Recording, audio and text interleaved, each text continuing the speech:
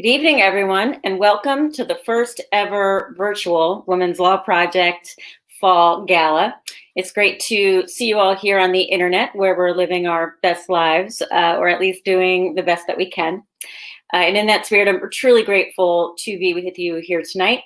While we definitely miss catching up with our longtime friends and meeting new guests in person, one advantage to going virtual is that we can connect with even more people interested in joining the fight for gender justice and equality. And as you know, we need all the help we can get, and we need to do this together. So let's get to know each other. My name is Tara Murtha, and I'm the Director of Communications here at WLP, where I've had the great pleasure of working with an amazing crew of attorneys, staff, and interns for the last 6 years. It's been a wonderful experience working with my colleagues and with you to advance and protect the rights of women, girls, and LGBTQ people in Pennsylvania and beyond.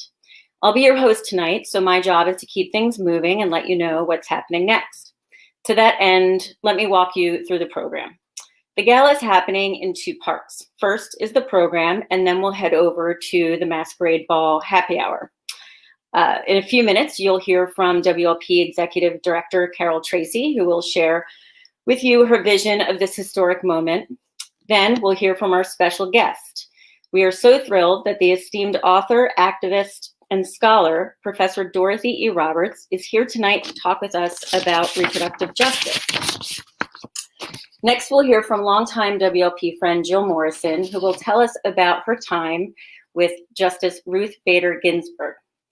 We will also get a chance to behold the spectacular voice of Val Gay, a longtime friend who has graciously agreed to share her interpretation of Ella's song, a tribute to civil rights activist Ella Baker, originally performed by Sweet Honey in the Rock.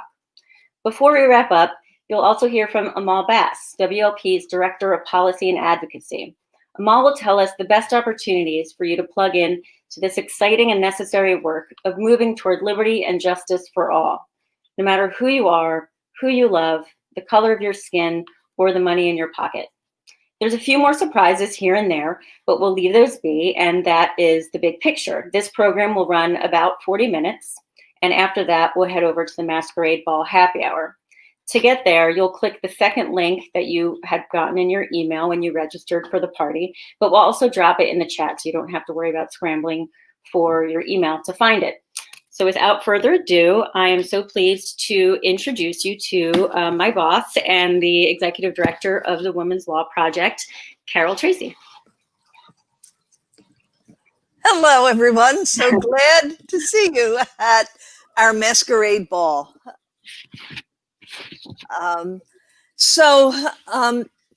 Good evening and welcome again to this very unusual version of our annual event. We are so glad that you can be with us virtually, and we all miss, of course, the day-to-day and the interaction that we have with one another at this event and our wonderful networking that goes on. If you're new to the party, we really welcome you. In this very complex year of searching for silver linings, one silver lining is that hosting a virtual party really does allow us to meet new friends in the struggle for equality and justice who may not have ever had the opportunity to attend in person. So we welcome you. And for those of you who are just getting to know us, the Women's Law Project is a state-based public interest law center founded in 1974. We are devoted to advancing and defending the rights of women, girls, and gender justice issues here in Pennsylvania and throughout the nation. We enact transformational change through high-impact litigation, policy advocacy, and community education. We're unique in that we work on a broad range of intersecting issues, such as protecting and advancing reproductive rights and justice, LGBTQ plus rights, workplace equality, economic security, justice for survivors of sexual assault, safety for victims of interpersonal domestic violence. In short, we work to eradicate sex and gender-based discrimination in our institutions and our culture. Given our mission and the state of our country the last few years, The old phrase, "may you live in interesting times," has often come to mind. The funny thing about "may you live in interesting times" is that it sounds like a blessing when in reality it's a curse. We are indeed living in interesting times, historic times, that have brought about so much suffering.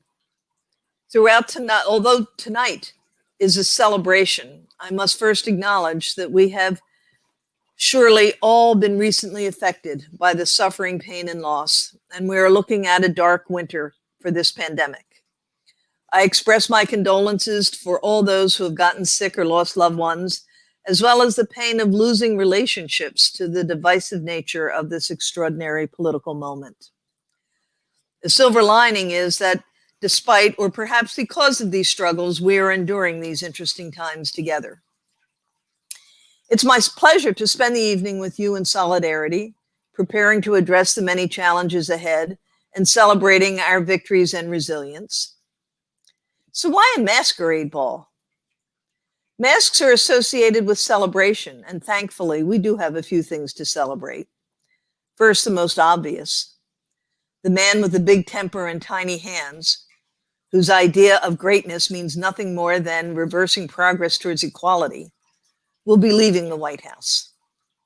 Second, it is downright poetic that the current administration will be replaced with a woman who symbolizes the very people this administration has tried so hard to oppress and disempower. We celebrate the election of Kamala Harris as vice president, the first woman, the first Black woman, the first South Asian woman, to the second highest office in the nation. Third, we celebrate many other victories, which we don't have them written out yet. So why do we have a masquerade ball? Masks first came into vogue when the aristocratic class had all the power. Wearing masks gave freedom to those who were not in that class through disguise. It gave them the freedom and the power to act without the fear of retribution or recognition. That reminds me of the secret ballot. That is what gives us the power to act without fear of retribution.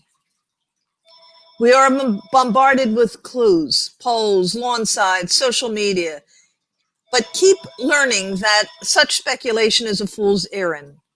When empowered with a secret ballot, the majority of Americans, a slim majority, but a majority nonetheless, chose to return to our shared project, to move forward toward justice and equality, to work together on the overwhelming but necessary project of living up to our nation's promise of liberty and justice for all. As unapologetic advocates for reproductive freedom, we know something about doing what we please, what we know is right and just without fear of retribution. Indeed, even with Roe standing, access to comprehensive reproductive health care, including abortion, has been whittled away to the point where the constitutional right to abortion is effectively meaningless for most of this vulnerable population.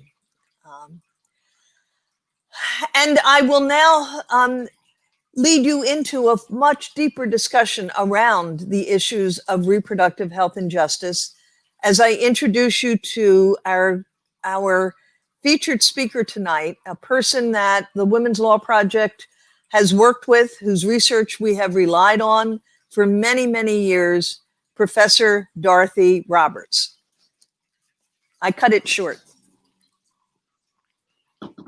So are we just going to pretend that Dorothy just spoke, I assume? Okay. Thank you, Professor Roberts, for your powerful words and lifetime of work. Next, I am so pleased to introduce Jill Morrison. Jill was a Philadelphia Bar Foundation Fellow at the Women's Law Project for her very first job after graduating law school. After her time with us, Jill's curiosity about federal work led her to pursue a fellowship with Georgetown University's Women's Law and Public Policy Fellowship Program in Washington, D.C. After 12 years at the National Women's Law Center, Jill became the director of the fellowship program. And during that time as fellowship director, Jill had the incredible formative opportunity to talk with and learn from the late Justice Ruth Bader Ginsburg, may she rest in peace, who regularly invited the fellows for tea and conversation about life and the law. Jill's going to tell us a little bit about that experience. So welcome, Jill. Thank you. I am honored for the opportunity to say a few words about Justice Ruth Bader Ginsburg. It was really one of the greatest joys of my job over the past 8 years to see young women's rights attorneys interacting with Justice Ginsburg. Half of my fellows are from the United States, so they were acutely aware that the justice's work and the work of so many of her contemporaries made their lives possible. The other half of my fellows come from African countries, including some that still have discrimination against women enshrined in the law. The justice was especially inspiring and inspired by them because their fights were almost identical to those that she undertook here in the US in the 1970s. My primary job was just to keep the fellows calm enough to ask a question. I advised that if they wanted to see a smile, they should steer the conversation towards her legendary marriage to her #1 fan, Marty. I also warned them not to be surprised if RBG wanted to know something about them. Occasionally, she followed one of the fellows' questions with, "But what do you think?" She was incredibly generous with her time. We always scheduled our tea toward the end of the term and tried to time it for when the bulk of her work was done. Occasionally, this did not happen, and an anxious law clerk would come to gently remind her of what was awaiting her on her desk. When she left, there was always a collective exhale, and the fellows took the time to just sit for a minute and take it all in. Eventually, a stern-looking US Marshal would arrive to break the spell and politely kick us out of the room. Of course, the hour or two that we spent with the justice left an indelible impression on them. But it was also clear to me that the justice got something out of the interaction also. Our time presented an opportunity for them to thank her, but also for the fellows to accept the responsibility of finishing the job she started. Justice Ginsburg knew that the movement for gender equality would be carried forward by these brilliant and committed women and men. I am confident that she knew her legacy was in good hands. We are all a part of that legacy. My fellows, countless advocates across the nation and the world, and organizations like the Women's Law Project. Thank you so much for the work that you do.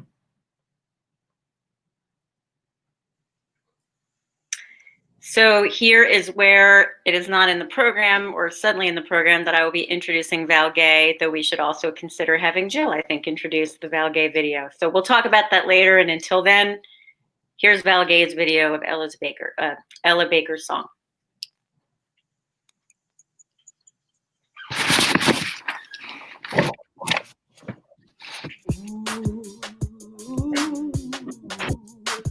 We who believe in freedom cannot rest. No. We who believe in freedom cannot rest until it comes, until the killing of Black men, Black mothers' sons is as important as the killing of white men, white mothers' sons. The older I get, the better I know that the secret of my going on is when the reins are in the hands of the young who dare to run against the storm. Not needing to clutch for power, not needing the light to just shine on me. I need to be just one in a number as we stand against tyranny. Struggling myself don't mean a whole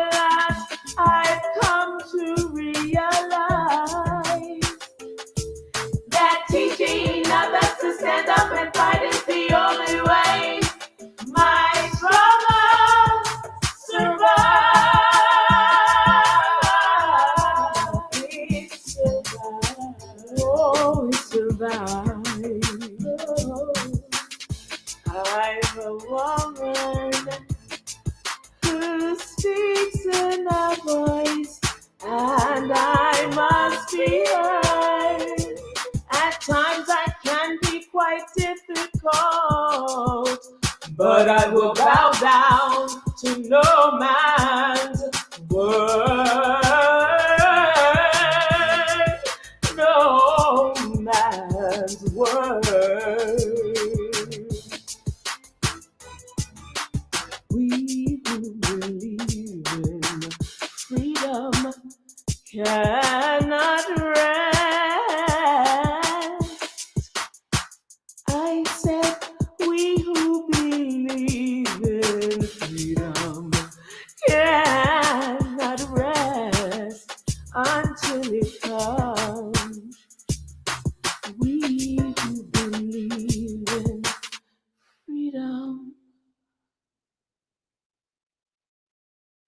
People united will never be divided. The people united will never be divided.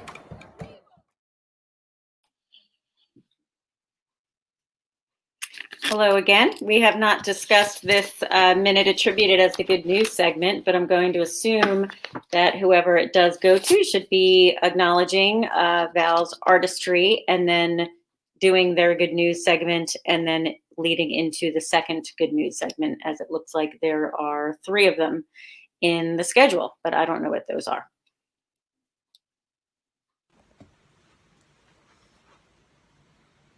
Hello, everyone. My name is Dr. Lisa Pereira, and I am a proud abortion provider and member of the Women's Law Project Board. It is impossible to adequately express my gratitude for the work that the Women's Law Project does to support reproductive rights for people capable of pregnancy and the providers that care for them every day. I know that I can reach out to Sue Fritchie or Christine Castro, 2 staff attorneys, anytime I have legal questions about the complicated web of abortion restrictions in Pennsylvania that I have to navigate every day to care for patients. I know they have my back if a protester is threatening my safety or the safety of my patients. And most importantly, I know that the Women's Law Project is committed to making sure access to abortion care is equitable. Currently, they are challenging the Hyde Amendment here in Pennsylvania, which limits abortion coverage for people with government-based health insurance. These are just a few examples of the amazing things being done to support reproductive rights by the Women's Law Project.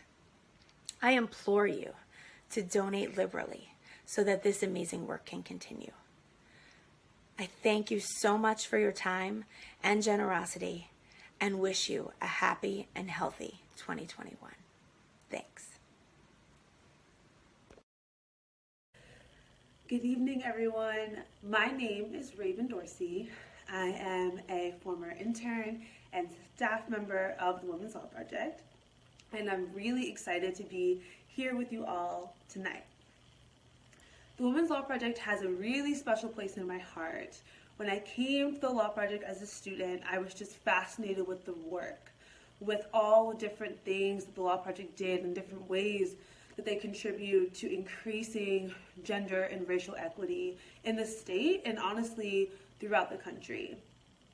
Now I realize even more so that real social change takes us all working together in real different ways, using our gifts and our skills to contribute in our own unique way. And the Law Project is so special because it focuses specifically on protecting the legal rights and expanding the legal rights of women and girls. And racial and social and gender equity would be impossible without their work. I'm so grateful to have been a part of the Women's Law Project team, to have been able to help fundraise for this very special and important and unique cause and organization. They really are the best, y'all. And I'm so grateful that all of you are here to support them and to make sure that this work continues, especially as the legal terrain out there begins to look crazier and crazier. It's great to know that there's such an experienced, strong, powerful, mighty organization like the Women's Law Project out there fighting for all of us and protecting and expanding our legal rights. Thank you so much and have a great and fun evening. Take care. Thank you so much to Dr. Lisa Pereira and Ms. Raven Dorsey for being here with us tonight. And now we just have a little fun digression of a game that we like to call Say What. Those of you who have attended our Pittsburgh party before will know the rules, and I'll briefly explain it for everyone else. You know, when I first accepted my job at the Women's Law Project, I remember thinking it was too good to be true. They say, do what you love and you'll never work a day in your life. Not only was I getting a chance to work with some of the most brilliant people on the most important issues of the day, but I figured out a way to get paid for what I was already doing for free, publicly shaming terrible politicians for saying awful, horrific things about women and gender nonconforming people. And so it's with great pleasure that I bring you Say What. The rules are simple. I will share 3 quotes from Pennsylvania politicians, and you'll vote for which one is the worst. A link will drop on the screen, or right here, I'll explain when we work out how that detail will work. There it is. And you'll be able to vote from the keyboard, I'm assuming, and not your phones, as we discussed. And then we'll announce the winner. If you don't like the results, you can contest the election with a series of frivolous lawsuits. No, I'm just kidding. Okay, ready? Here we go. The first contestant is Congressman Scott Perry. When debating whether health insurance should cover maternity care, Congressman Perry said, "I don't want maternity care. I have 2 children and we're not having any more. So I don't want to pay for maternity care." Solid entry. The second contestant is a frequent flyer in this game, repeatedly nominated. Former congressman and cable TV personality, and little known, but the person responsible for successfully lobbying to protect professional wrestlers from regulations banning steroid use, Rick Santorum. Of the many potential ways to go here, let's highlight the one that is the most politically timely. Santorum described contraception, that is basic healthcare, as, quote, a license to do things in the sexual realm that's counter to how things are supposed to be. Good entry from Rick Santorum. Third, we have former Speaker of the House, Mike Turzai. In 2019, Turzai, discussing people who support reproductive rights, said, with their sense of eugenics, it's like the Nazi regime, right? Isn't that really what it is? It is a tough competition, folks. Please do click through the link and vote, and we will be announcing who wins. And also, we have to discuss how we're going to publicly tell people that we're sending the certificate and whatnot. And then I'm not sure what is next. Oh, then I'm introducing Amal. And then here I will actually write a brief introduction for my colleague, Amal Bass. Hello, I'm Amal Bass, the Director of Policy and Advocacy at the Women's Law Project, where I've been on the staff for 14 years. I hope you're enjoying the evening so far. Before we close and head over to the happy hour, I want to talk with you about some of our policy efforts. Without you raising your voice and urging our representatives to take action, whether urging them to vote against a dangerous bill or urging them to vote for a good one, our work can only go so far. I'm going to start with a grim fact. The federal courts are increasingly unresponsive to the needs of the people we serve, and the government, as we know, is severely divided.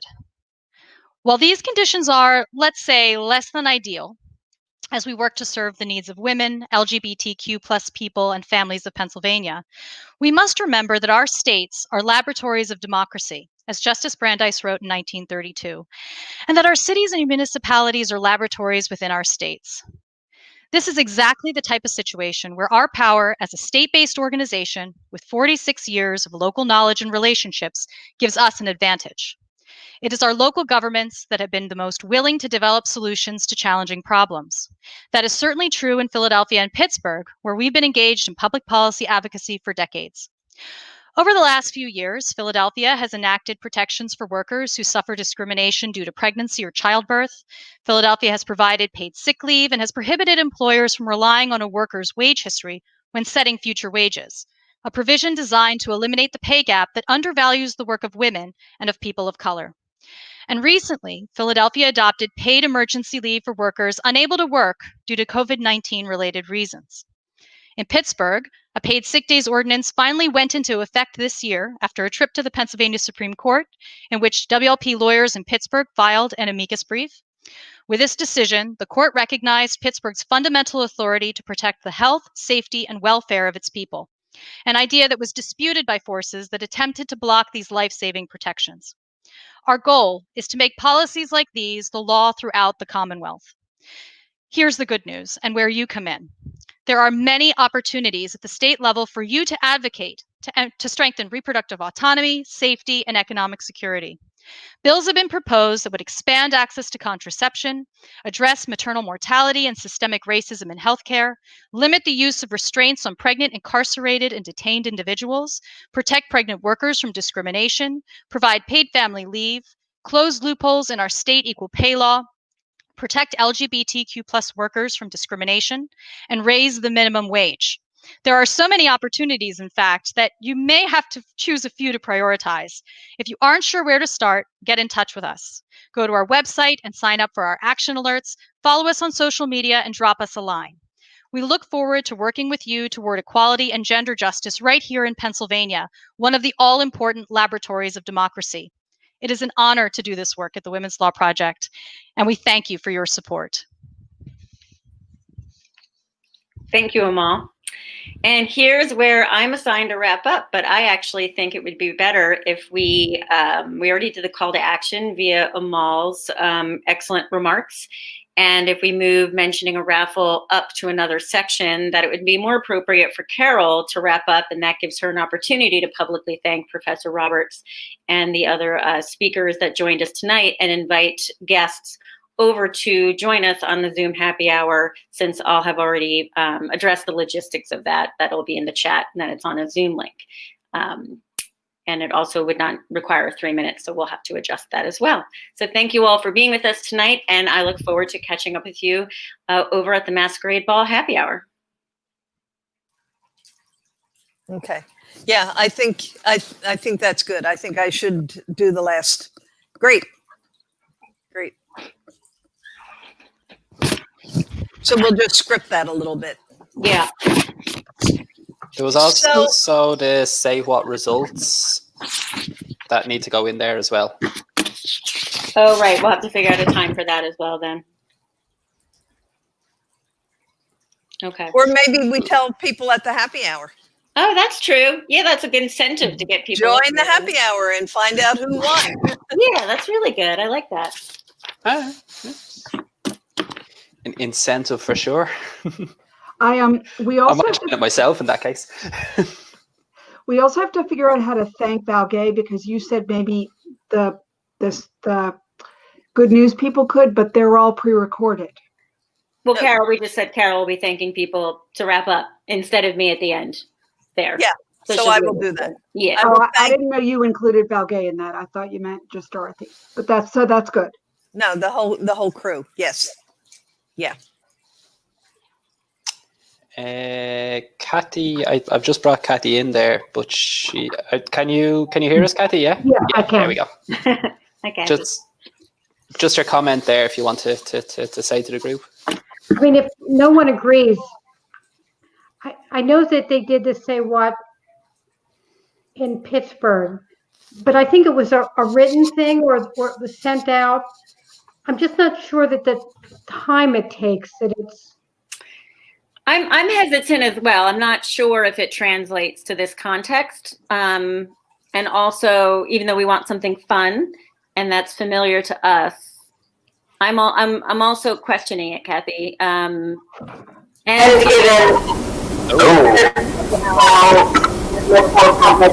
versus, understanding how much public this will be versus an in-person event. Yeah, I'm in agreement, and I think that we've got to get to the happy hour. Yeah. Okay. So good. So that's out. Jevin's saying there when he doesn't deafen everybody, or maybe it's just me with the headphones, that you could send a link in advance to vote and then announce results on the show. Now, I don't think so. I think we Okay. just let it go. Okay. I think it is inherently an in-person process. And just humor in general in this like vacuum can feel, Yeah. other Yeah. than little asides, can feel a little forced. And also it's kind of after all these years, those things have lost their humor. It's just Right. as they gain ascendancy, it's like it's not even funny anymore. They're just Yeah, I'm glad you brought it up because I also wasn't. I was also on the fence. Yeah, how it would play out.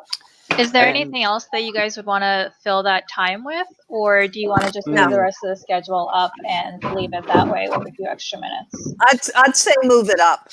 I think I think it's good that we're bouncing around. That there's, that it's changing, and the longest piece will be Dorothy's, but different faces, different messages, and then boom into the mask ball. Cool. So it's definitely been fleshed out a bit, and then, it will be fleshed out a bit on the night. And Dorothy's section will add a bit of time, but as it was, that was maybe 25 minutes to 30 minutes that we were doing there. Yeah, but my talk is probably a bit longer. Yeah. But that didn't include Dorothy's. right. And that's what I'm saying. Yeah. So Okay, it will so be we don't- fleshed out a bit, but Yeah. at the same time. Yeah, and I think that Kelly's intro will be much shorter. Is it your preference? Do you think it moves smoother to have things pre-recorded? I'm not talking about me, but I'm thinking about Kelly and the introduction and thank you. There is something to be said for having the pre-recorded stuff, especially if it's kind of something that is like kind of speaking to a particular topic. But the introduction, there's also something with the kind of live where you're actually welcoming people, and you can reference even stuff that happened that day, or you can reference people who are actually live watching it. Like you can kind of see people who are logging in. So as an introduction, I think it's probably better live. But the introduction was really with Tara. I kind of thought the welcome video, which I think that's the Kelly section you're referring to, yeah. The welcome video. No, It's supposed to be the welcome video. no. The introduction is a board member thanking our donors. Oh, apologies. Kelly. That's the welcome video. Yeah. The welcome, yes. So the question is, should we ask her to do it live or No. taped? If it's more of a thank you and a like welcome to the show and this is I think a video is fine for that. Yeah. And do then too. Tara can do the kind of the whole live. Hey, thanks everybody for coming. We see such and such. This is basically the way that you did it there, Tara, was perfect. Yeah. So yes, I think the video is absolutely fine, especially for the sort of like the formalities of thanking sponsors, etc., etc. Okay. Do you know how long? Do you have information on how long? Did you time this? I have no idea how long I spoke, and I probably went through 3/4 of what I will say. It was probably somewhere between like 5 to 7 minutes. Mhm. So right around what we had booked. Oh, yikes! But that's fine. Since we cut out those other segments, you do have those extra Yeah. few minutes that you can keep speaking for. And it Yeah, wasn't. I mean, yeah, kind of what I don't want to do is drag it on too long, though. But So it didn't feel long at all. I thought your speech was really So- good, Carol. It looked Oh. really good. It didn't drag on. okay. I'm surprised to hear that it was 25 to 30 minutes. It didn't feel that way. Overall, the whole thing. I believe you. I know you timed it, and I believe you. I'm saying that it flowed well enough that Yeah. you Yes, were sitting there going, "Oh God, it's been 30 minutes already." Yeah, for sure. Yeah. Yes, it went quickly. And Carol, I loved your speech, and I don't work for you anymore. Well, good. Tara wrote it. Most of it, right? Don't you love the masquerade mask? The masquerade piece was really good. You cutting to that was really cute. Yeah. And then taking it off. I really liked that. I think you should do it exactly like that, where you came in with the masquerade mask. Oh, That was I fun. fully intend to. Yeah, I fully intend to. Yeah. That's why I bought that one, because I have my other mask for the happy hour, but the one with the stick. So because I knew that I still need my glasses on to be reading what I'm saying. So yeah, cool. Okay. So Did you guys? Sorry. Go ahead, Tara. I just have two quick questions. One, I made a Zoom background. I don't know if that makes sense. If there's some kind of background ability on this, just because I'll be standing here. I will have better light. I ordered a ring light. It just didn't arrive yet. But I'll be standing here, and it's just kind of, so if, I don't know if you can do a background would be great. There's the ability for you to put it in yourself, Tara, but it works a little bit different to the Zoom one. The Zoom one, I wasn't able to rejoin Tara, I was playing with the controls to see if I was doing something wrong and couldn't join the StreamYard again. It's not nearly as good as like the way that Zoom just automatically takes whatever background. It looks like you really actually need to have like a green screen or a blue screen. I was going to say technically it's actually better than the Zoom one, but not right. easy. But I think you need like an actual green screen or blue screen. Okay, I just wanted to bring up if we, I had made for Zoom, like Zoom spec, a simple background with like the insignia of the mask from the party, and I didn't know if we wanted to explore standardizing those backgrounds, or if it's more trouble than it's worth, that's fine too. But saying that though, like your background as it is now is very busy, obviously. Yeah. But if you were able to set up against just a kind of a plain wall, it doesn't necessarily have to be. Yeah. It doesn't necessarily have to be green. It kind of just works with a solid color. It works better anyway with a solid color. Yeah, I have one section of my house that's a plain white wall. Okay, so that's the question. Yeah, we can try that ahead of time though. Like if we do it sort of I can see that my plain wall behind me is what I need. Okay. Carol, can I see your mask again? Can you put it up? Yes. Ah, very nice, very nice. I just want to make sure that it wasn't the same one I got. Well, do you want to see my other mask? Yes.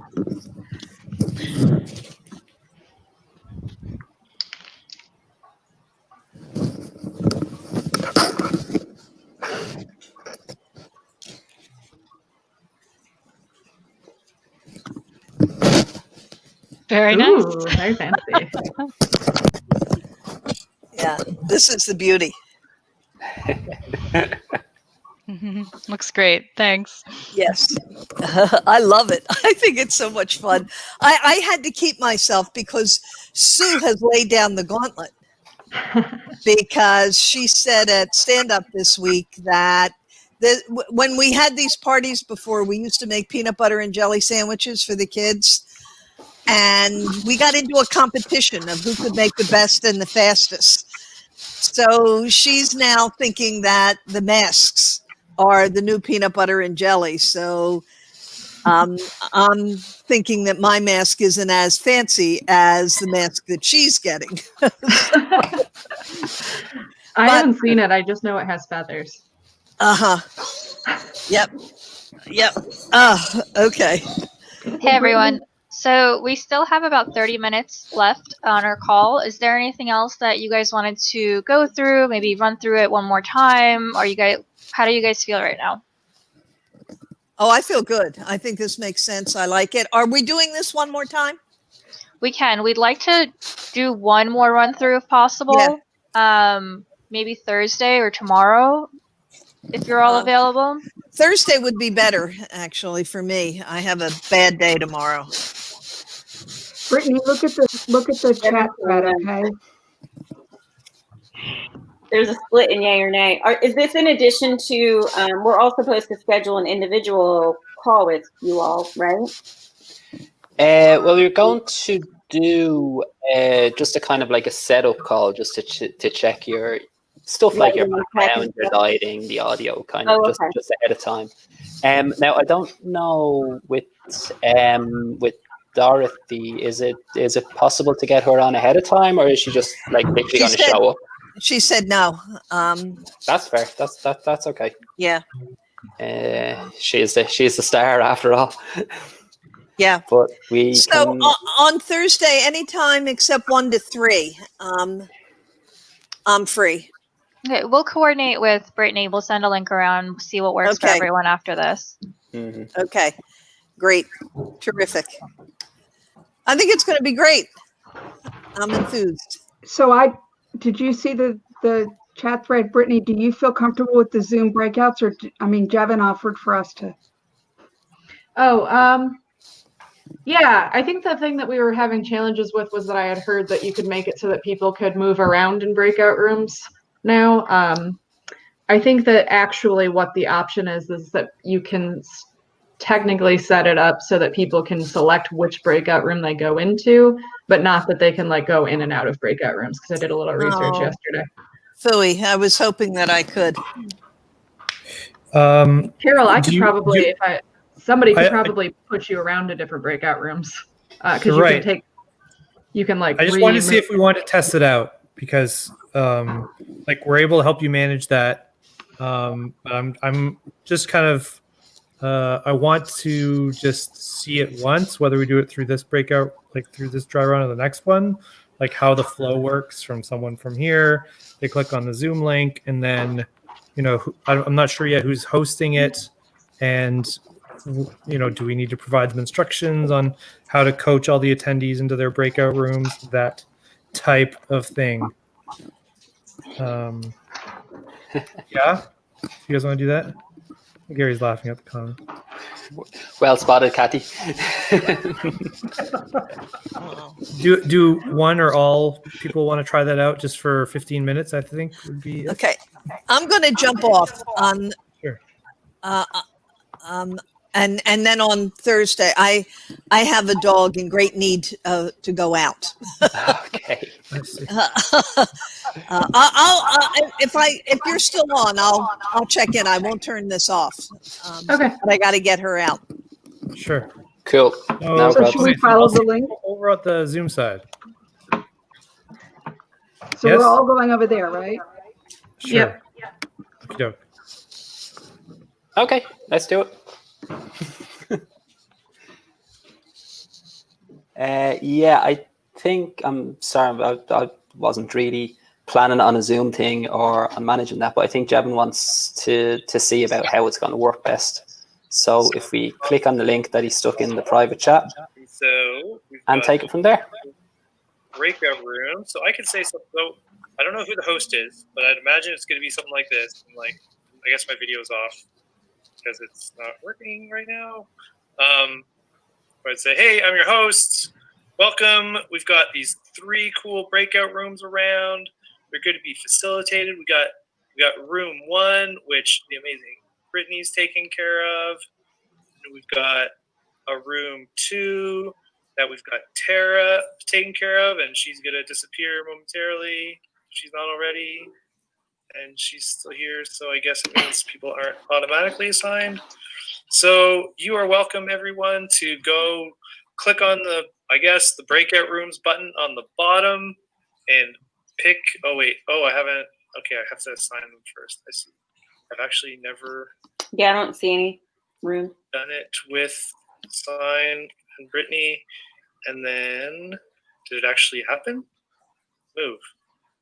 It didn't actually. Nothing's happened yet. Oh, now I'm getting invited to join a breakout room. I see. Okay, yeah. So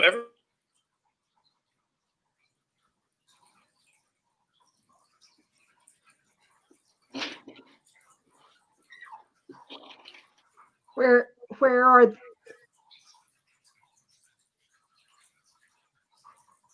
I alone in this room? Hello. So I can't see any breakout rooms. Oh, Dabney, you're the only, can you hear me? Yeah. You're the only person I can hear, but I don't Yes. see. Yes, but I'm not in your breakout room. It's bizarre. Huh.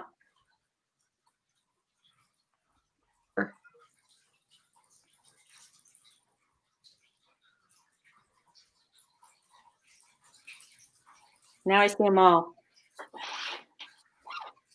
Do you see me? Let me unmute myself. There you are. Yes, hello, I see you. Hi. So I can't see breakout rooms at all. It's at the bottom of the screen. Oh, we can join other breakout rooms. That works easily, yeah. Yeah. Oh, now I see the breakout room So I'm still to the not left of seeing the it. reactions. Is that Dabney's voice, but she's not like Yeah, in this room? So I still don't see any breakout rooms. Oh, Jill Morrison, I think, is in room 2. Yeah, where is Dabney? Where is this disembodied voice coming from? She's not even showing up in the participants. It's not even in the Zoom. I am completely disembodied. Are you still in the... You're in the void. Where'd you Are you go? still in the StreamYard one? I closed my StreamYard thing. I closed that too. But I closed it too. Oh, I don't know then. Dabney, are you in Zoom or a StreamYard? She's in Zoom because How I can have you tell? StreamYard closed. She's a ghost. Sorry. I think I'm really tired. So, Amal, are you using your I am. The things that... It's really weird that Elkins Park is easier. You must be near an Amazon. I feel like everything gets to Elkins Park faster than anywhere in Philly. I just left from breakout room 2 because no one was there and came to breakout room 1. But you can Breakout room 1 is obviously where it's at. Yeah. I was having a ball in there. So, Jill, you Look at my work guest. Jill, you work with Lexi, don't you? Yes, I do. If you guys want, so in terms of like hosting the Zoom happy hour thing, I'm happy to like welcome people at the beginning and explain what's going to happen. If that makes sense. Because I know Terry will have just gotten done hosting the whole other thing. Yeah, I'm not organizing the Zoom thing. Yeah, I think that makes sense. I mean, where are we now? Are we all? Yeah, you're back.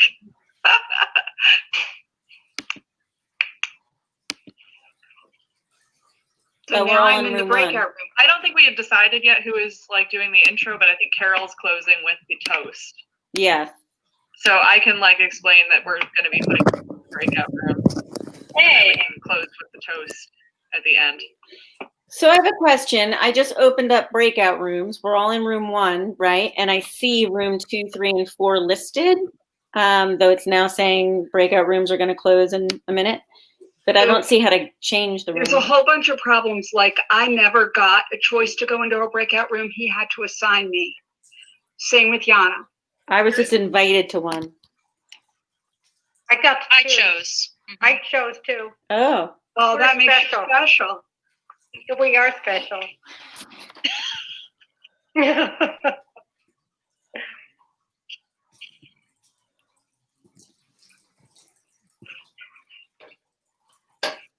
What's going to happen in the breakout rooms? Drinking. Just chatting. Okay. Just they're not going to last long. Checking in with people. What's Blake making? How can you? I can't see. I can't see Kathy. I can only see Tara. We just assume that we're not going to do that because I think that people are going to have varying levels of Zoom being upgraded and just kind of assign people to a room and then that's just where they are. It's a very new thing. It's within the last like week or so that they've released this. So I just would hate to like explain to people that that's something that they can do and then have some people be disappointed that they can't do it. Well, I think you'd probably you're going to be sending information out before Friday, I guess, and we can. Yeah, and I need links from you guys so that I can send them out to our participants. Sure. Too. Yeah. Yeah. Okay. So upgrade your Zoom, and then so that's Yana. We need to get the Zoom meeting link, and then Gotcha. we can do some simple instructions that we're just building right now. This is great. Awesome. So probably like ideally upgrade your room. Right after the event, you're going to be on this link. Move your cursor over the bottom bar. I'll send this stuff. Yana can beat this out a little bit more, and then click on the breakout rooms, and then go where you want. So that's cool. So who's the host for this last part? We were just talking about this. So I think that the plan is I'll welcome people to the Zoom thing and just explain like what the game plan is. Right.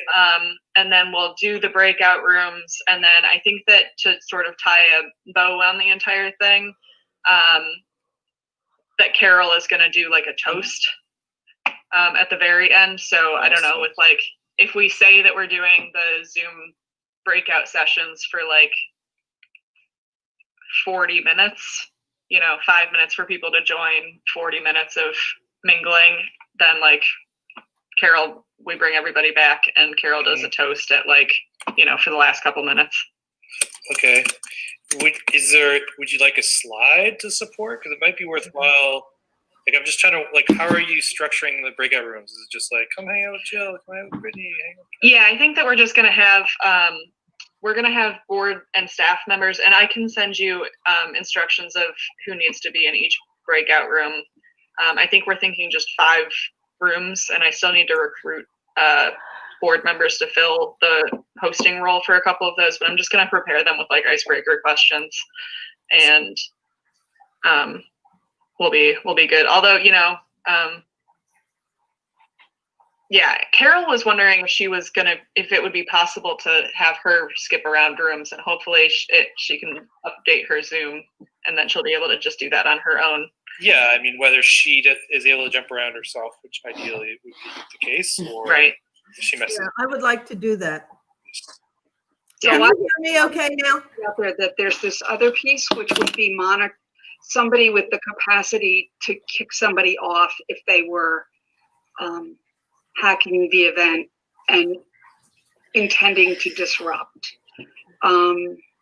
Tara's gonna be monitoring the YouTube, though she has such a big role. No, I'm monitoring the Whitney's YouTube. monitor, that's right. For hostile comments. I think if anyone could text Brittany and she could kick with the name and she could kick them out. Anybody, I think, should be able to message the host, which I'm guessing might be Jevin, if you are hosting. There's a function of the chat where you can I'd probably send a have message you, to- Brittany, or whoever else is co-hosting, because then you have the power then to move people Yeah. between it. Yeah, there's that thing where you can message like just the host Right. in the chat. So would it be worthwhile to have like one slide that's shared that says like who's in each room, maybe a bit more descriptor, like something on the bottom that says to join the breakout room, press this breakout room button. Like, I just don't know. Would that be more helpful? Or is that something that can be included in an email that's sent out to everyone? Right. Might be easier to just send it in the email ahead of time if we need to. Sure. I sort of imagine that when the program ends, a lot of people are going to take a bathroom break, or they're going to go get a drink, or grab We'll a probably plate have of some food latecomers. or whatever. Right. And then they're going to, so people, I don't think it's going to start all at one time. I think there's going to be some movement in and out. Yeah, likely you'll have someone like Brittany who's going to greet people in the main room, like kind of what I did, like, hey, if you're just joining, I guess, and then just kind of coaching those people that show up out the room. If they get stuck, right, with an old version of Zoom, they can just, tell me which one you want. But that's, yeah. I think in order to do that toast, Daphne didn't even see the breakout rooms, and so That was so weird. Daphne was in our room, but it was just her voice, and she wasn't showing up as a participant. It was really strange. It was really weird. super weird. So then Brittany would have to just explain exactly. Special powers. It was like our room was haunted with Dabney. Can you hear me? Better. I can hear you, Oh yeah, Carol. definitely. Okay, good, okay. good. All right. I can hear you, Carol. I unplugged for a minute. I think if we're going to do that champagne Right, we'll work toast, through the logistics. If you find the host, we can come up with some simple I'm- like instructions on how people can get here, and then yeah, that sounds good. If you can let us know too, Brittany, like yeah, how many rooms you want. Mm-hmm. I don't think we would necessarily pre-register people which rooms they're automatically going to go to. I think it's more straightforward enough to have them just show up in the main room. Yeah, I think we just have them show up in the main room, and then we'll have as many rooms as we have people who can facilitate, which I'm sort of thinking 5 will be enough. I would be surprised It if sounds we like a got. lot. Yeah. Yeah. I would be surprised if we have 50 people show up, then that's 10 people per room, which is kind of a lot, but we'll see, you know.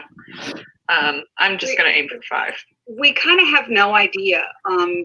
Typically, in person, this party has about 350 to 400 people. But I bet we don't have And quite I that many don't- people. We know we're not going to have anywhere near that many, but like I personally know at least 5 people out in my friend group who are going to join.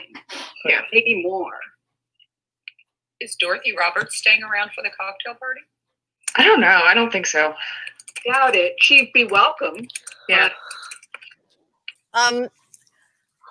Yeah, that'd be a draw. Everybody would want to be in there. I mean, right? you know, Rights to Reality has, you know, 300 people coming too, and they didn't have, we didn't have that many people in the chat rooms. Are you guys hearing me okay? Yeah. Yeah, I can hear think you. you are, but I'm not sure everyone is. Whoa, Is every- Disembodied Carol is back. Disembodied Carol. I think Carol is actually in StreamYard and not Zoom, and that's Oh, probably am I why hearing she's it being through heard. yours? Oh, okay. Why you could hear me, you know. Then I turned off StreamYard and it stopped. Yeah, that's it. Carol, just look in the chat and follow the Zoom link. I see. We're all waiting.